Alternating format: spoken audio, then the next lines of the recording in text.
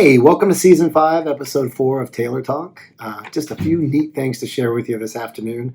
It has been a great week, but it has been a long week too. And I know you guys are all ready for a good weekend. Anytime it's a 4-day week, it seems to be tougher. I don't know why that is, but it just works out that way. A couple things I wanted to share with you in regards to COVID updates. Just some reminders for you so it puts you at ease so you understand the formatting of what we do. We have on our school website a link to a COVID reporting form. And we need you, anytime your student is exposed to COVID or they are actually COVID positive, we need you to fill out that form and then submit that. We go to that form every morning. We print all of those forms, and that's how we start our communication dialogue with our families.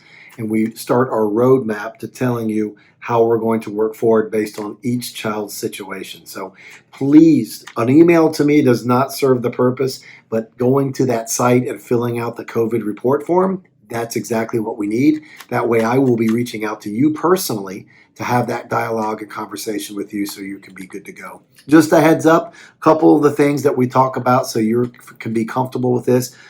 Any child who is COVID positive, we do mandate that they stay home for 10 days. At the 10th day, we make sure that they are fever-free and that they do not have the symptoms at the same level that they did. As long as symptoms are improving and they're fever-free on that 10th day, then on the 11th day, they can come back to school, right? If it is a kid who's been exposed, then we ask that they stay home 5 days. At the 5th day, they may test. As long as they test negative, then 2 days later on the 7th day, they can come to school. Okay, so just know that those are conversations that we will be having. If you get a letter home, and many of you will from time to time, unless you get a phone call with that letter home, you are not to quarantine. You are good. Your kid is okay to be in school. We just need you to watch closely if you receive a letter for any symptoms. If your child begins to exhibit symptoms, we would suggest that you test them right away, and then you can communicate with me via the COVID form if there is a situation that we need to address. All right, thanks for following those protocols. That'll make it very simple and easy for everybody to be on the same page. Also wanted to talk to you about an exciting thing we had on Thursday night, and we are going to have another meeting in the near future, but we are, for the first time, combining our 7th and 8th grade students to go on a trip to Washington, D.C. in the spring. It'll be March 8th through the 10th. That trip is going to be a phenomenal trip where we fly out, hit all the major monuments, museums, historical places. It's very educational. It is slam-packed from one place to the next for all those days. Great food in the evening and for lunch. Great hotel reservations with security.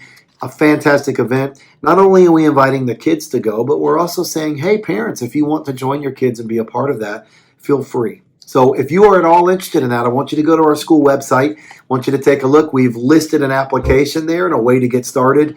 We've also given a recorded presentation of our meeting last night.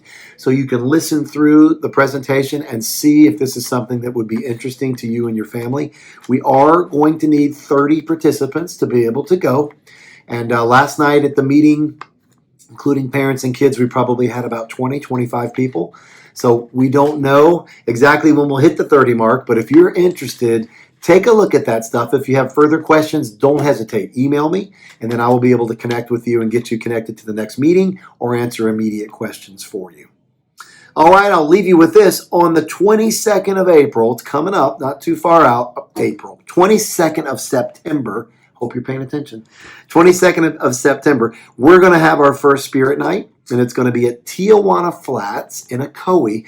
That's the new Tijuana Flats on the corner of, is it McGuire and 50? McGuire and Colonial Drive, right there. There's a new, fairly new, actually, Tijuana Flats. And from 4 o'clock to 8 o'clock, that's our Spirit Night. We're going to get a percentage of whatever sells that night. So you'll notice on the screen while I'm talking that there is a online order code. So if you come in person, just say, I'm from Renaissance Charter Crown Point. We're here to support.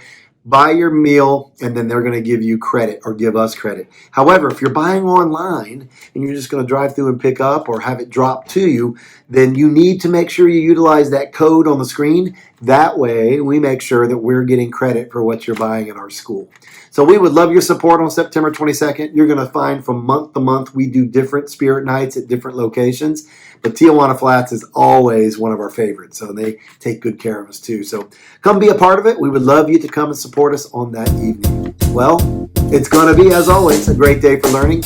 At Renaissance Charter at Crown Point, we look forward to seeing you on Monday as we continue this great educational process, and all the challenges of the COVID will be overcome little by little.